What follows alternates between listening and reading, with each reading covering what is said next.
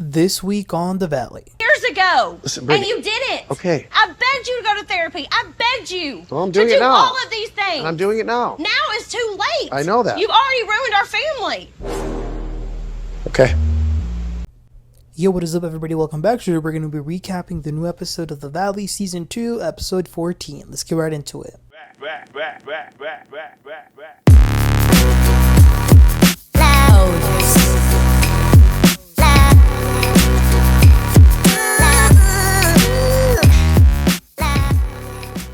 Alright, so this Hawaii trip has concluded. Everybody is back to their homes in California. Michelle was showing her daughter a funny picture that Jesse took with Aaron. I like that. Hopefully the situation works out with the three of them, because it's been too toxic at this point. Like, why even keep fighting? Like, ugh, it's so exhausting. Okay, so then we see Jasmine trying to sell a house. I didn't even know she was a real estate agent, or is she? Like, why is she selling this house? I don't know. But anyway, she's trying to sell this house to Danny and Nia. And she really, really wants to sell this to them because she says she's trying to get money to spoil her baby, Melissa. But this got me thinking, Jasmine, you've been talking non-stop trash about the people that you're trying to sell a house to? Make that make sense. Anyway, the house is ugly as hell from the outside. It looked like a prison. The inside, though, is very nice. A little modern, nice, clean, simple.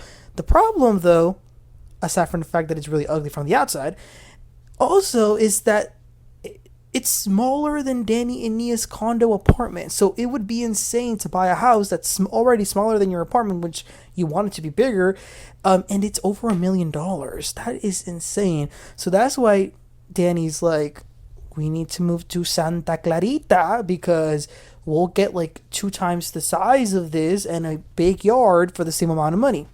They also touch on the Hawaii trip. Nia says that she was very surprised with Janet, who she's calling Voldemort of the Valley. And I think that name makes sense. But yeah, she's confused because Voldemort apologized, but she then keeps doubling down on the things she's already apologized for. She keeps bringing it up again. In regards to Jason, Danny says he feels bad. You know, that was his friend. And then Jasmine says, oh yeah, I mean, poor Jason. Poor Jason? Nah, it's not poor Jason. He's a little wuss. He's got no backbone. He is his wife's puppet, but he's very much a grown-up. So no, it ain't no poor Jason to me. Speaking of Voldemort, she actually goes to visit Sheena and Michelle. I've said it a million times, and I'll say it again. Sheena should not be on this show. I don't care. I know this is a Vanderpump Rules spinoff in itself, but I speak for most of the audience. We don't want to see her. And, you know, now that she's here, it's almost like Janet has someone to sort of team up with. Michelle was there as well, so they go to Sheena's house. So she's telling Sheena about the Hawaii trip. She says that Kristen, you know, she said she was going to beat my ass. She said I was attacking Danny. Well, I'm not attacking him. All I'm doing is saying what he did. Sheena then says, well, you know what? That's what Kristen does. She lashes onto the popular girl and doesn't care who she steps on. And I just thought that was super ironic and hypocritical that it was Sheena, of all people, saying this and who she was saying it to. Janet then says, and in regards to Danny and Nia, I don't know. If Danny keeps drinking, I might not even want to be around him. Listen, this is getting to the point where Janet's accusations are deriving from malice, and I do think it's time for Danny and Nia to send a cease and desist. I'm not even kidding. Alright, then we see the newly engaged couple, Kristen and Luke, eating dinner. They just had a doctor's appointment about the fertility. His numbers were great. Kristen's numbers need to be increased, so she has a bunch of stuff to do in the upcoming month. It's very stressing, very draining to go through that process. I feel bad for how difficult it is for Kristen and just for a lot of women in general to not be able to conceive. Like, it's a lot. And, you know, it's getting to the point now where in this scene, Luke has to say to her, you know, well, worst case scenario, like, would you be open to getting a surrogate? Would you be open to adoption? Knowing what we know now, I am super happy for her that she was able to have her baby like she wanted it naturally, but it's definitely a tough journey. So then Jack stops by. He brings an orchid. He says congratulations to them. He says, sorry that I found out. I didn't know it was a secret. Whatever. I don't really blame him too much for that. That was on Brittany. Jack says that he's going crazy because he isn't seeing his son often. Luke and Kristen say like he needs to create, incentives, or not necessarily incentives, but like show his good faith with Brittany. Like say, if I do, if you're willing to let me see him, I'll do this, I'll do that, so you can let me see him, things like that, so that they can try and co-parent. And he says, I'm going to do it, at this point it's not about me, it's about co-parenting. He sounded good, but we know him, it's like a Dr. Jekyll, Mr. Hyde situation, so it is what it is. Then we see brief scenes of some of the people with their kids and things like that. Kristen then is doing a photo shoot for her brand. She got a few girls there to model some shirts so they could take some photos, including Brittany. Zach was there too. Brittany is getting ready and she says that she's living in the house again. She then gets a text from Jax asking for the code for the ring cam. She calls him and she's like, why do you want my code? And he says that he has his own ring cam that's being installed, but they send a code to her phone for like a verification thing, and she says no, because if you get it, you're going to have access to my camera. And then Jax is screaming, he's like, I'm right here, Brittany, I'm doing it right now. She hangs up after that.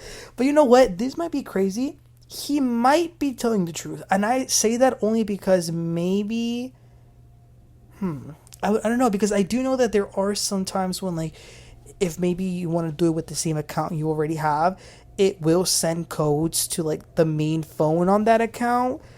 But then again, why would he need her account? He should just have his own. So I don't know about that. But yeah, she hangs up and then she does her photos. And then the three of them, Brittany, Kristen, and Zach, talk a little bit about Hawaii.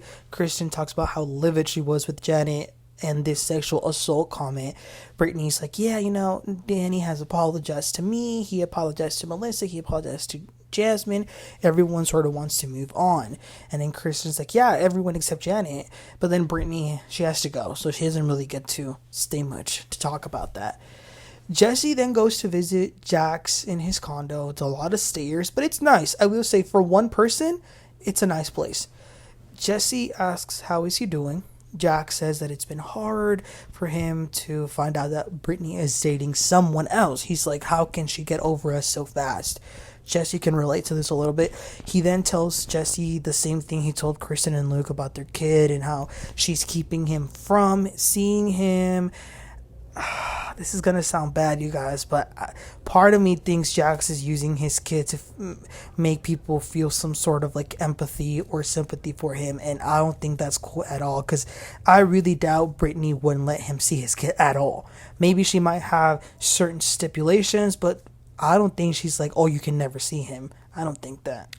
Jesse then gives an update about his situation. He says Michelle made some error with like the divorce stuff, so it might have to start all over again, but right now, he's going through a hard time. Their assets are frozen. Michelle had said that Jesse got a $1,000 loan, but like she's responsible for half. Regardless of the details, he is in debt. Jesse is in debt. He says that the real estate market is spiraling downward, so he feels like he's in rock bottom. Like, it's tough. I would hate to be in his situation. Alright, then we see Danny and Nia go to a clinic. They really need to decide, are they going to have one more baby or not? Because once Nia knows for a fact that she is done, she wants to have a complete mommy makeover.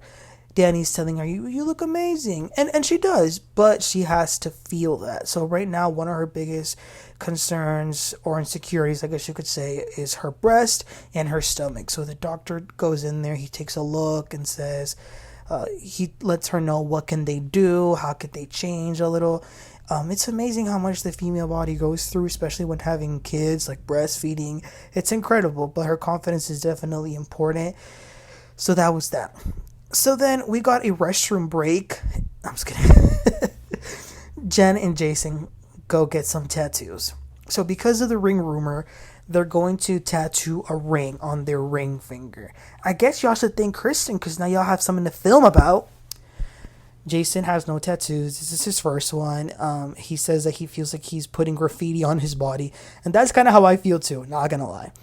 Jason says this will make Janet rest assured that when I'm out, I'll always have a ring. Which, by the way, let's keep it real. Let's keep it 100. This just goes for everyone. A man could be wearing a ring. He could be wearing 5 wedding rings. If he's going to cheat, he's going to cheat. Okay, so this whole thing about rings is ridiculous. Janet also gets one, and then she thanks him. She says that he is an amazing man. She's so grateful to have him. She says that in the comments, a lot of the things that they say is that how great he is. How could he ever be with her? She's had to turn comments off. She says the things that Kristen said about me, those are some of the same narratives that people say about me in the comments. Then they show all these mean comments that have been left on her page. They show that on the screen with like some emotional music. Is this supposed to make us feel bad? Listen, I said it last week. I do want to give a disclaimer. I don't support any mean comments. I've never left a mean comment on someone's page. I do think that's a little bit too much. Let's watch the show. Let's talk about it. Let's, talk about how much we dislike someone. But to actually go above that and leave comments on someone, I think that is ridiculous. However, though, even with that being said, I'm not going to sit here and feel bad for you, Janet, because especially you trying to pin this on Kristen, trying to say like, oh, she talked about me. You do it too. You were just talking about Kristen with Sheena in this same episode. So yeah, what was that about? We then see a scene with Kristen and Nia, and it's kind of it's just a scene where they're talking about Kristen's baby journey. It's been a year since she had her miscarriage, so she talks about that. Nia then talks about her and Danny maybe having another baby, the mommy makeover, and it was just nice because it's just something that Nia wanted to talk to with someone else, like with a friend other than Danny, and Kristen was very supportive to hear this. Okay, so the last scene of the episode is Brittany and Jax. They're in the house. Jax comes over. He sees the baby briefly before the nanny takes him somewhere. So Jax and Brittany talk. He asks, was I missed in the trip? And she's like, no. He also complains about there being no pictures of him in the house anymore. He then asks her, do you still want the divorce? She says, why wouldn't I? You haven't done anything different. How many Xanax did you take before coming here to make you say something like that? And he's like, I've never had any Xanax ever, but you've already slandered me enough. Go ahead. You can't beat me anymore. And she's like, I'm speaking facts. Don't talk to me unless it's about Cruz. He isn't going to be going to your house anytime soon because I don't know what nasty women you got going up in there. Brittany says that after Jax left rehab, it took him about 5 days to go back to himself. He stays at the bars drinking. And she says, it disgusts me. You are so gross. He then gets up and leaves. He says, I'm just here to talk about boundaries about her son. And she says, you're acting nothing like the way you were just texting me. You are a narcissist. You don't feel pain. You don't feel love. You don't feel what I'm going through. I'm going through so much more than you are. And then he says, that's not true. You don't think it hurts me to see that you've thrown away 10 years of our lives? And she says, I didn't throw it away. I tried to make it work for 10 years. You could have gone on bipolar medication a long time ago, but you didn't. I begged you to go to therapy. And now it's too late. You've already ruined our family. She says that at this point, she's going to take care of everything. All he'll do is just pay for half of the doctor's bills.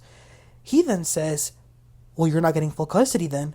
No way am I going to be paying bills and you get full custody.